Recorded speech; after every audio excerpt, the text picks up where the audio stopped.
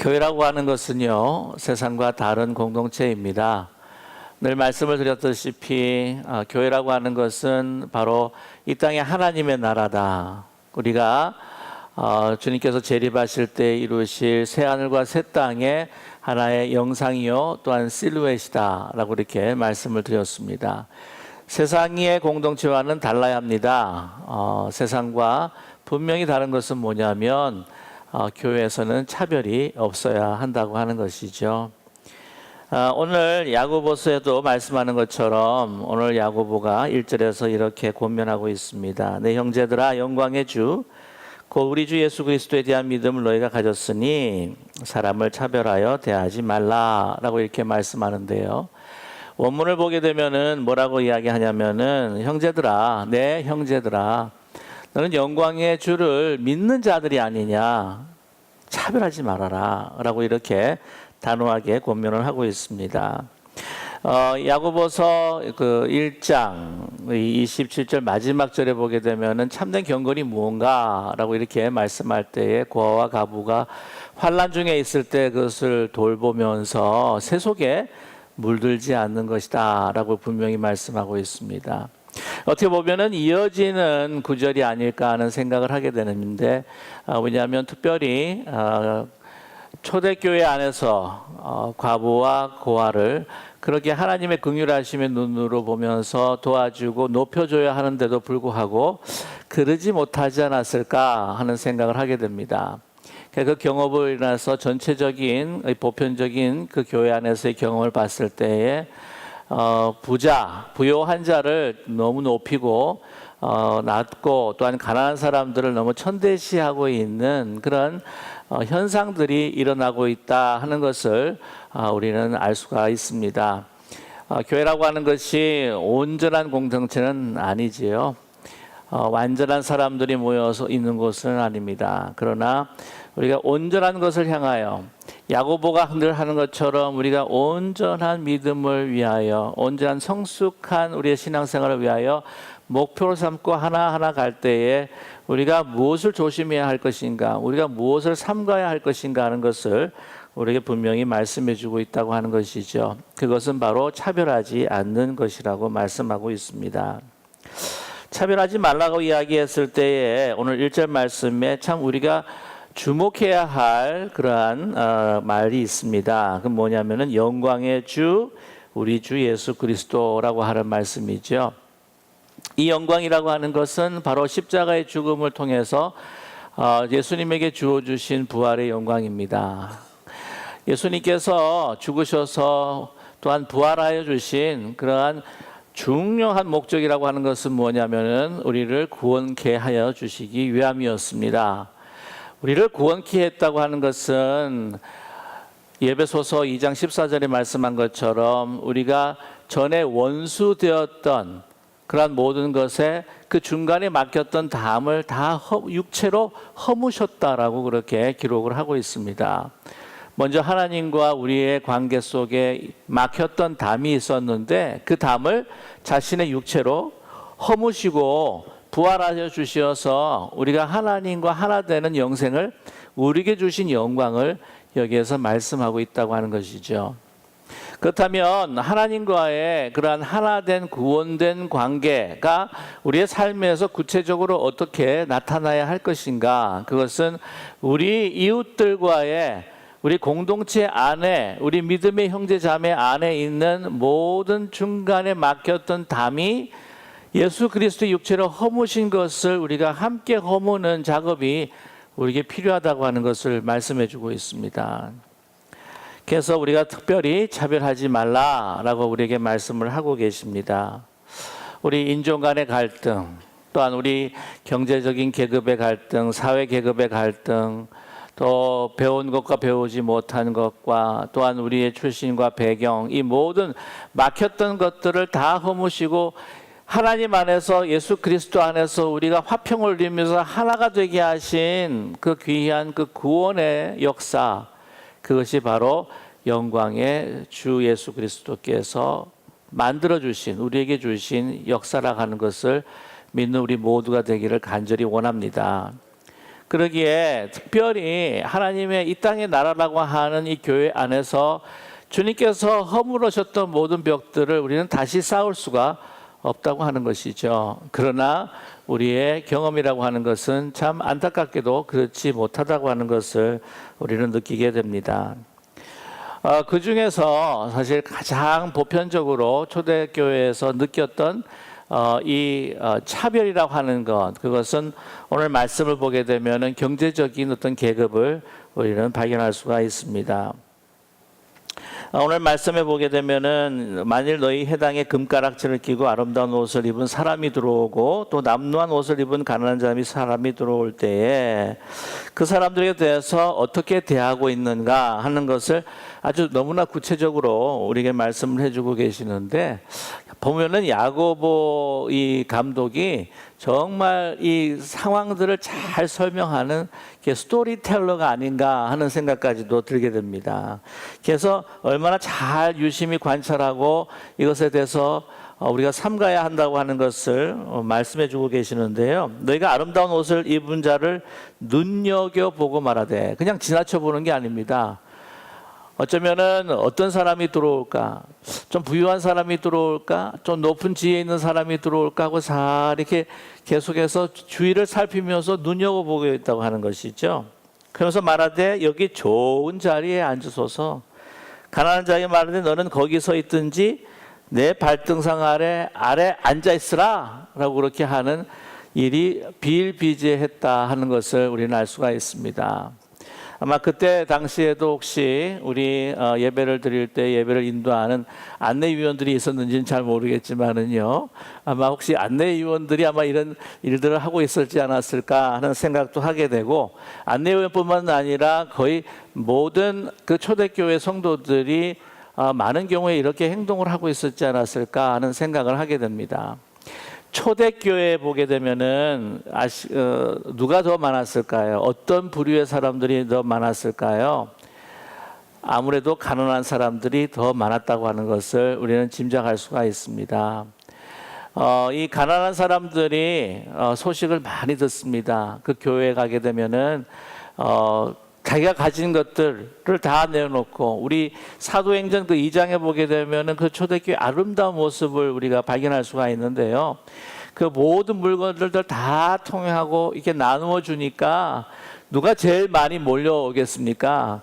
가난한 사람이 많이 몰려오겠죠. 가난한 사람들이 더 많습니다. 그러니까 이 가난한 사람들은 자기의 어떤 유익과 자기의 어떤 그런 삶의 보탬이 되기 위해서라도 이 교회 안에 가난한 사람이 들어오게 되면은 이 같이 있는 그 파일을 더 나눠야 되기 때문에 마음이 힘든데, 그래도 이 파일을 키울 수 있는 사람이 누구일까 하는 것을 많이 살펴볼 수 있었다고, 그렇게 짐작할 수 있다고 하는 것이죠.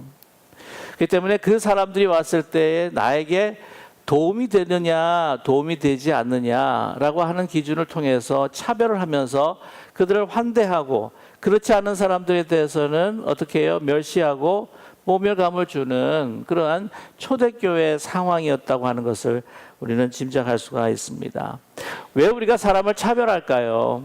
차별하는 그 이유는 다름 아니라 그 사람이 나에게 도움이 될 것 같으면은 우리가 우대해주고, 그러나 나에게 도움이 되지 않고 나에게 그냥 손해만 될 것 같으면은 그들이 나보다 못한 사람이라고 여겨서, 그 가치가 나보다 못한 사람이라고 여겨서 그를 멸시하고 또한 무시할 때가 있다고 하는 것이죠.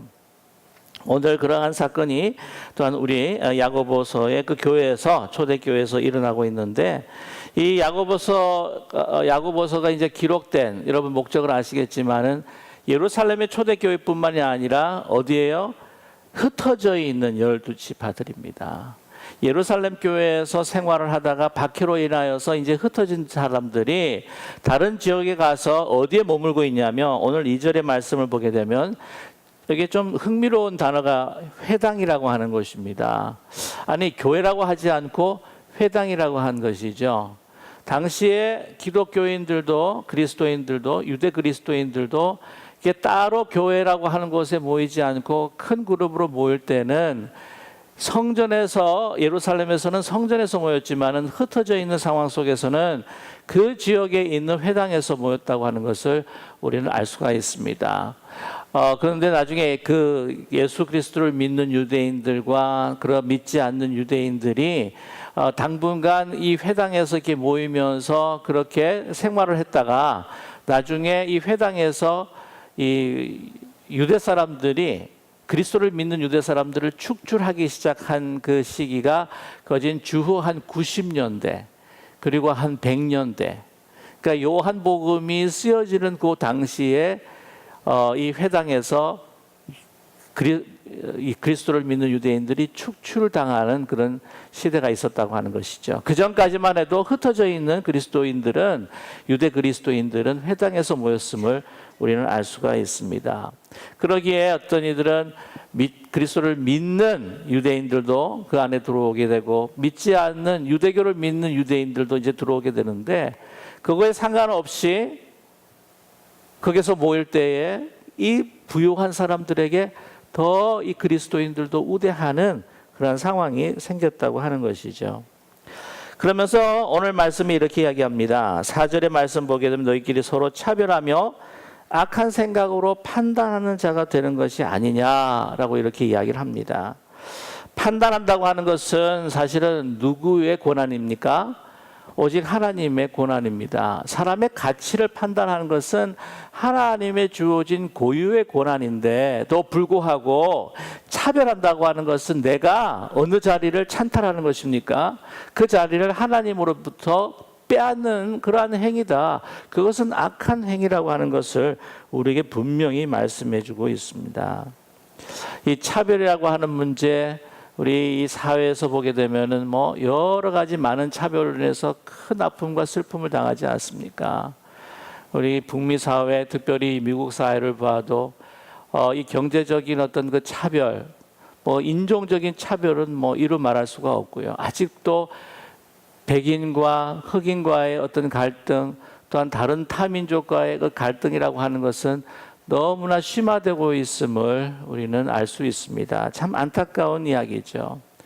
이제 이러한 심화되는 이런 갈등과 차별이라고 하는 그 문제를 사실은 옛날 역사 속에도 왔지만 그 차별을 타파하면서 이 땅에 하나님의 나라를 나타냈던 공동체가 어떤 공동체냐? 바로 교회 공동체라고 하는 사실입니다. 그래서 세상의 공동체와는 다르다고 하는 것이죠. 예수 그리스도께서 허무신 모든 담들, 그것으로 인하여서 우리가 하나가 되었다고 하는 것을 선포하면서 바울은 너무나도 그때 그 당시에, 지금도 아마 그 스테이트먼트라고, 그 고백이라고 하는 것은 혁명적이고 너무나 놀라운 것이지 않습니까? 헬라인이나 유대인이나 자유자나 종이나 특별히 물건 취급당했던 여자나 그리고 남자나 다 그리스도 예수 안에서 어떻게 된다고요? 하나라고 하는 사실입니다. 모든 담을 허무셨다고 하는 것이죠. 그 당시에는 종이나 자유자가 하나가 되고 brother, sister 한다는 말이 안 된다고 하는 거죠. 상상을 못하는 겁니다. 헬라 사람들과 또한 유대 사람들이 하나가 된다? 이건 뭐 상상할 수가 없는 거예요. 상종을 하지 않았던 관계였기 때문입니다. 종이나 자유자나 그것은 사회적인, 정치적인, 경제적인 신분으로 완전 천지 차이. 아시겠지만 종이라고 하는 것은 동물 중에 말할 수 있는 동물이 바로 종이라고 이야기하지 않았습니까? 그런 모든 것들을 다 허물고 교회 공동체 안에서, 믿음의 공동체 안에서 brothers and sisters, 형제 자매라고 하는 이 아름다운 이름이 있는데 그리스도 예수의 그 죽음과 부활을 통해서, 영광을 통해서 우리에게 주어진 이러한 믿음의 형제 자매라고 하는 아름다운 말이 있는데 그것을 어떻게 해요? 무시하지 않느냐라고 이렇게 이야기하고 있습니다. 그 중에 나중에 말씀에 나오는데요, 7절의 말씀에 보게 되면 그들이 너에게 대하여 일컫는 바 그 아름다운 이름을 비방하지 아니하느냐라고 이렇게 말씀하고 있습니다. 제 차별을 이야기하면서 이게 보게 되면은 부유한 사람들을 가난한 사람들이 이렇게 막 우대를 하는데, 가난한 사람 그 자신이 가난한 사람을 어떻게 해요? 또 무시할 때가 있다고 하는 거죠. 물론 부유한 사람들이 부유한 사람들을 더 우대하지만 여기서 보게 되면은 가난한 사람이 가난한 사람을 우대하는 것이 아니라 자기 자신도 가난한데 그 사람을 더 이렇게 높여주고 자신과 같은 삶을 살아가고 있는 힘들어하는 사람들을 이렇게 멸시하고 천대한다고 하는 것, 그것은 너무나 안타까운 일이고 너희 자신이 어떤 사람인지를 그 자아상을 모르는구나 라고 하는 것을 오늘 5절에 말씀하고 있습니다. 우리 한번 같이 5절의 말씀을 읽을까요? 내 사랑하는 형제들아 들을지어다. 하나님이 세상에서 가난한 자를 택하사 믿음에 부요하게 하시고 또 자기를 사랑하는 자들에게 약속하신 나라를 상속으로 받게 하지 아니하셨느냐라고 말씀하고 계세요. 여기서 보게 되면은 부자를 택하지 않으셨다라고 말씀은 없어요. 여러분, 가난한 사람 부자를 갖다가 이렇게 흑백 논리로 가려가지고는 부자 같은 사람들은 다 이렇다. 그러면 이 소위 말하는 역차별이 됩니다. 역차별. 요즘에 얼마나 또 역차별이 또 많아요. 고넬료 같은 사람은요, 지위도 높았습니다. 부유하기도 했습니다. 로마 백부장이잖아요. 그럼에도 불구하고 얼마나 경건한 사람이었습니까? 피지배족의 종교, 그걸 더 이렇게 우대해주고 숭상해주고 많은 사람들에게 큰 은혜를 베풀어주고 예수님이 만났던 자기의 종의 아픔으로 인하여서 가슴 아파했던 그 백부장이 그 종을 정말 그냥 하찮은 말하는 동물, 그냥 죽어버리면 끝인데도 불구하고 긍휼함을 가지고 그것도 갈릴리 한 청년, 남루한 옷을 입은 한 청년 무릎 앞에 가서 꿇어서 살려달라고 라고 간청하는 그런 사람도 있다고 하는 거죠. 그러나 오늘 이 야고보 기자가 이야기하는 것은 보편적인 현상을 우리에게 이야기하고 있기 때문에 이렇게 막 도매급으로 다 싸잡아서 이제 이야기하면 안 된다고 하는 사실이죠. 분명히 부유한 사람도 택했지만 어떻게 해요? 가난한 사람을 택하사 믿음에 부요케 하셨다는 겁니다. 부유한 사람들은 택하시게 되면 그 사람을 하여금 낮아지고 겸손하게 하여서 그 받은 그 은혜들을 나누는 축복의 통로가 만들어 주신 것뿐만이 아니라 이 가난한 자들도 택하셔서 믿음에 부요케 하시고 그 배경과 환경과 조건과 가지고 있는 그 소유에 관계없이 다 동등한 하나님의 자녀로서 믿음의 형제 자매로서 만들었다. 너희들의 소유는 하나님께서 주신 그 놀라운 나라를 상속하는 그 기업이 아니냐라고 말씀하고 있습니다. 먼저 자기의 정체성을 분명히 알라고 하는 것이죠. 그러면서 이거는 보편적인 이야기가 아니지만 그냥 많은 경우에 일어난 이야기들을 우리에게 말씀해 주고 있는데 6절과 7절의 말씀이죠. 너희는 도리어 가난한 자를 업신 여겼도다. 부자는 너희를 억압한다고 그랬죠. 법정으로 끌고 가지 않느냐. 끌고 가서 승소하지 않느냐라고 하는 말까지도 포함이 될 수가 있습니다. 항상 그런 말들이 있잖아요. 그죠? 유전, 무죄, 무전, 유죄라고 하는 이야기가 있는데 북미에서도 그런 이야기가 보편적으로 돌아다니는 것이 법정에서 승소하려면은 어떻게 해요? 돈이 많아야 된다라고 하는 이야기가 나오고 있습니다. 어떤 변호사를 쓰느냐, 돈이 많느냐, 이게 옳고 그름을 떠나서 그렇게 되는 이 사회 현상들을 보면서 사실은 안타까울 수밖에 없지요. 7절에 말씀합니다. 그들은 너희에 대하여 일컫는 바 그 아름다운 이름을 비방하지 않느냐라고 이렇게 말씀합니다. 그 거룩한 성도라고 하는 하나님의 형제 자매라고 자녀와 형제 자매라고 하는 그 소중한 영적인 이름을 어떻게 해요? 그것을 무시하고 소중히 여기지 않는다고 하는 것이죠. 다시 한번 말씀을 드리지만은 이게 다 그렇다는 것이 아닙니다. 많은 경우에 그렇다라고 하는 것인데 본래 사람이 참 부유하고 이렇게 풍성하면은 마음이 잘 가난해지지 않습니다. 그래서 경제적으로 가난한 사람들이 항상 영적인 것을 갈구하고 또 겸손해 가지고는 마음이 가난하다고 또 이야기는 할 수가 없죠. 그러나 좀 일반적으로 좀 이렇게 많은 경우에 보게 되면은 가난할 때에 마음이 심령이 갈급해지고 고난 받을 때에 우리의 마음이 낮아지고, 그렇지 않고 항상 부유하거나 한국 같은 경우에는 외모 지상주의니까 젊고 뭐 이쁘고 뭐 그러면 한국 같은 경우에는 뭐 이쁘면 모든 것이 다 용서가 된다면서요.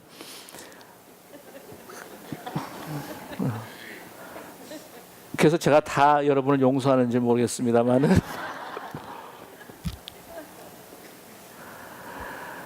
뭔가 자기가 가지고 있는 지도 그렇고 부유함도 그렇고 외모도 그렇고 그러면 사람들의 사실은요 존귀함을 받고 시선을 받는 거예요. 인정을 받는 거예요. 하나님께서 주신 상속해 주신 하나님의 그 유업, 기업을 바라보기보다는 그 사람들의 존귀함, 인정받 그것으로 채워지니까 별로 갈급할 시간이 없을 수 있다고 하는 것이, 결국에는 이 모든 것들이 사라질 때는 허무밖에 남아있지 않겠지만 보면 다 그렇지 않습니까? 세상적으로 인정을 받을 수밖에 없는 조건을 가지고 있으면 뭔지 모르게 막 교회 들어와도 나 자신이 좀 당당해지는 것 같고 뭐 이런 느낌을 가질 수 있다고 하는 것이죠. 그렇기에 영적인 것을 더 귀하고 소중하게 여기는 것, 우리가 힘들고 고난당할 때 더 기도하고 우리가 참 환난과 핍박을 받을 때 더 주님 붙들려고 하는 그런 인간의 마음이라고 하는 것이 다 비슷하지 않겠느냐 하는 생각을 하게 됩니다. 사람의 인정으로 인하여서, 사람들에게 존귀함을 받음으로 인하여서 자기가 다른 사람보다 가치가 더 높고 우월하다고 하는 착각 속에서 다른 사람들을 멸시할 뿐만 아니라 영광의 주께서 주신 그 귀한 이름들을, 정말 좋은 믿음의 형제 자매라고 하는 것, 그 이름들을 상실해 버릴 수 있다고 하는 것, 그것을 경고하고 계십니다. 오늘 8절 말씀에 보게 되면은요 정말 중요한 원리를 우리에게 이야기하고 계세요. 차별하지 말아야 할 중요한 원리입니다.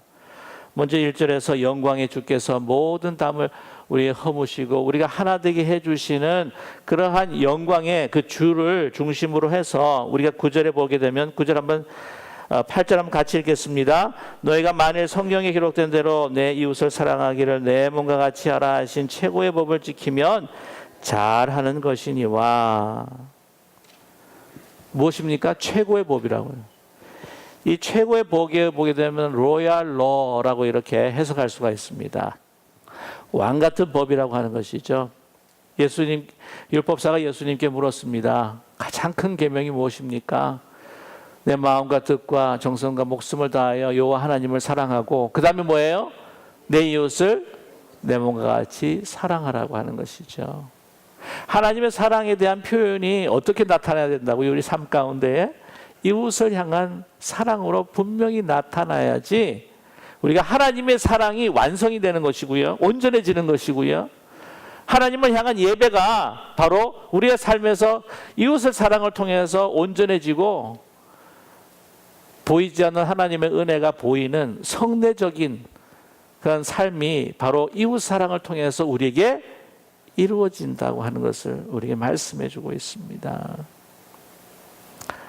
떼어놓을 수가 없는 것이죠. 하나님 사랑과 이웃 사랑은 떼어놓을 수가 없습니다. 하나님을 사랑한다고 하면서 이웃을 사랑하지 않는다고 하는 것은 어떻게 가능한 것이냐, 요한 사도도 우리에게 도전하고 계시지 않습니까? 그러면서 만일 너희가 사람을 차별하고 대하면 죄를 짓는 것이니 율법이 너희를 범법자로 정죄하리라. 왜? 차별은 죄이기 때문이라고 또한 말씀하고 있습니다. 여러분, 사랑하지 않는 것이 죄가 아닙니까? 죄입니까? 죄입니다. 사랑하지 않는 것, 사랑하지 않는 건 죄라고 하는 거죠. 율법을 지킬 때 하나님을 사랑하지 않는 마음으로 율법을 지킨다고 할지라도 행위 자체가 지키고 한 것 볼지라도 어떻게 해요? 사랑하지 않으면은 그 진정한 율법의 그 정신을 지키지 못한 것이에요.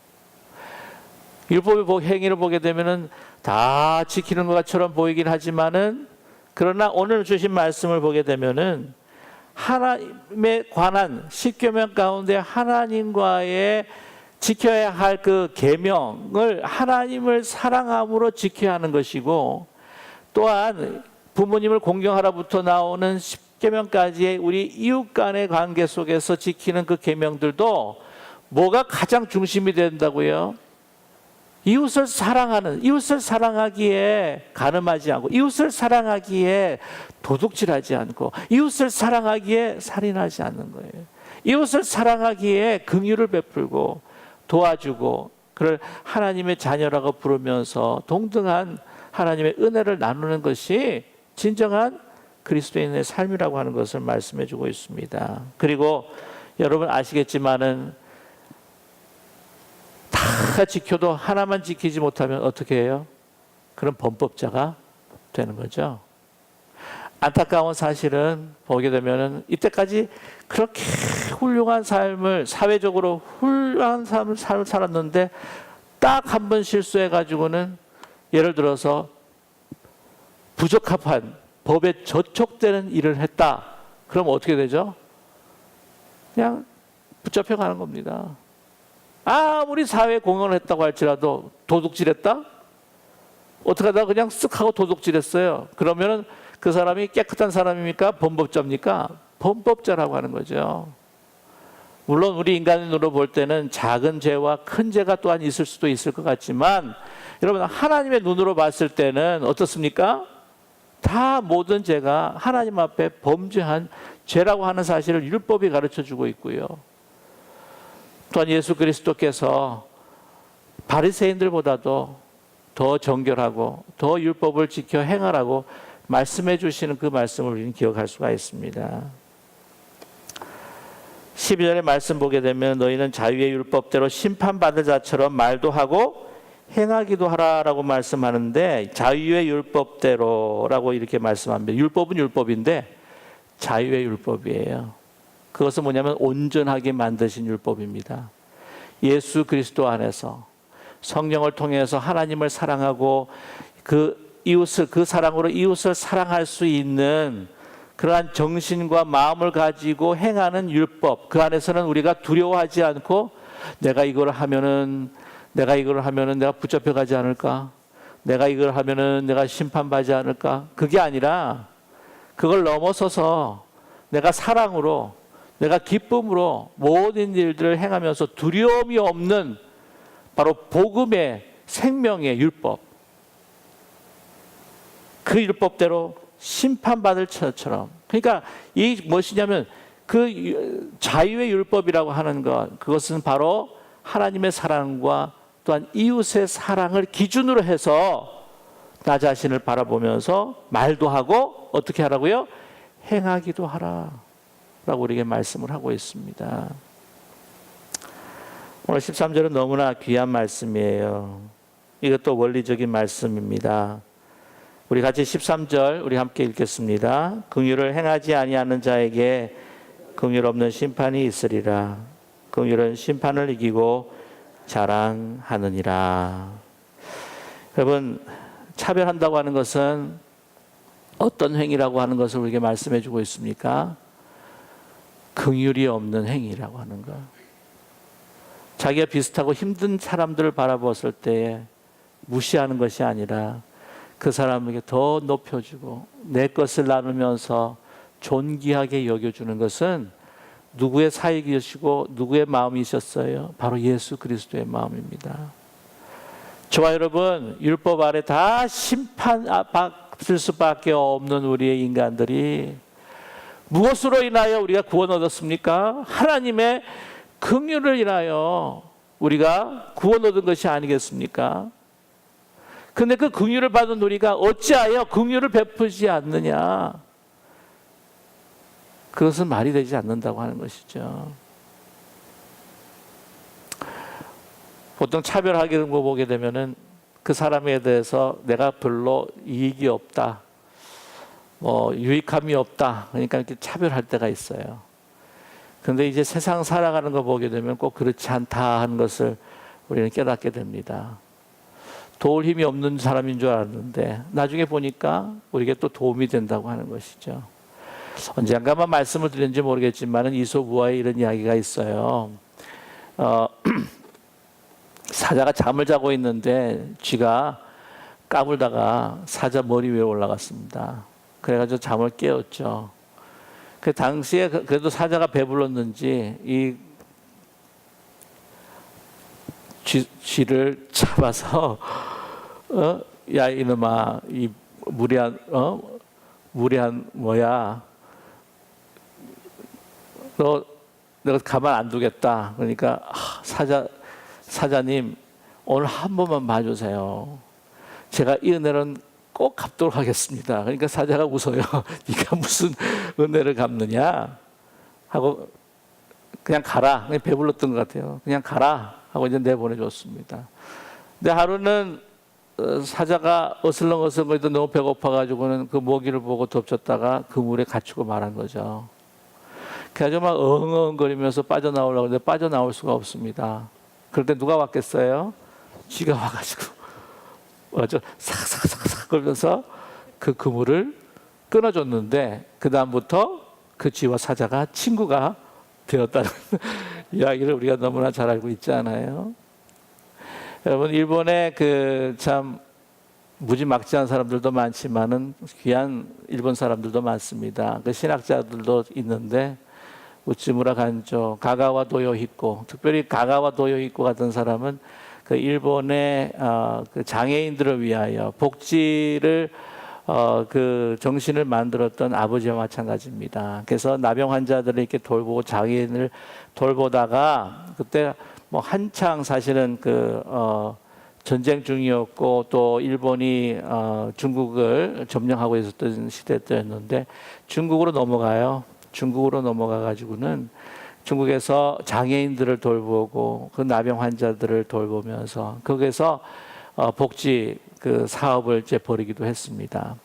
그다음에 끝나고 난 다음에 일본 군들이 이제 후퇴를 이제 전쟁이 끝나고 난 태평양 전쟁을 이제 패하고 난 다음에 돌아갈 때에 이 중국 사람들이요, 이 당했던 걸 생각하면 얼마나 분개하겠습니까? 그냥 뭐 군인이건 일본 백성이건 그냥 다 때려 죽이고 싶은데 그 일화를 보게 되면은 장개석 총통이 그러지 말라라고 그대로 평안하게 돌아갈 수 있도록 길을 내주라고 명령을 했다고 하는 것이잖아요. 왜?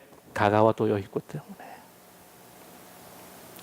그래서 그 한 사람의 섬김이 정말 그 힘들고 어려운 사람들을 긍휼함을 베풀면서 그 한 사람의 귀한 섬김과 차별 없는 사랑이 많은 일본인들을 구했다고 하는 그런 일화가 있습니다.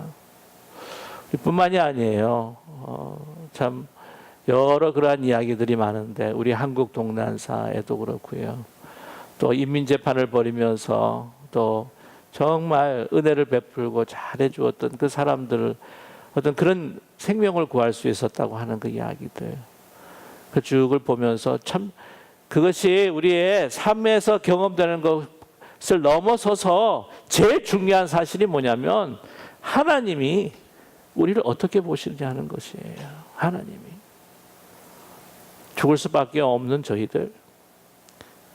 다 우리가 잘났건 못났건 부유하건 가난하건 뭐 배웠건 배우지 못했건 상관없이 우리는 하나님의 심판 아래 있을 수밖에 없는 하나님과 우리의 담이 있어서 원수되어서 우리는 죽을 수밖에 없는 우리의 인생이 무조건적인 그 사랑으로 인하여서 그 담을 허무시고 우리가 영생을 얻고 하나님의 자녀가 되었는데 이 긍휼은 우리뿐만이 아니라 모든 민족과 열방과 어떤 상황 속에 있는 가난한 어떤 신분, 어떤 계급에 있는 사람 마찬가지로 같은 동일한 은혜와 사랑으로 긍휼히 여기시는 하나님의 사랑이 머무는 그 인격체인데 어떻게 차별할 수 있을 것인가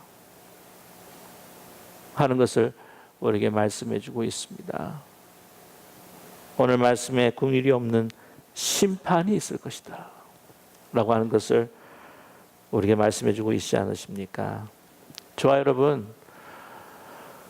죽을 수밖에 없는 우리의 인생들 하나님의 사랑으로 살았기에 그 은혜와 긍휼함을 모든 사람들과 함께 나누면서 우리가 그들을 높일 때에, 그들을 존귀하게 여길 때에 하나님께서도 우리를 더 높이시고 존귀하게 우리를 생각하시며 우리를 통해서 기쁨을 얻게 되실 줄로 분명히 믿습니다.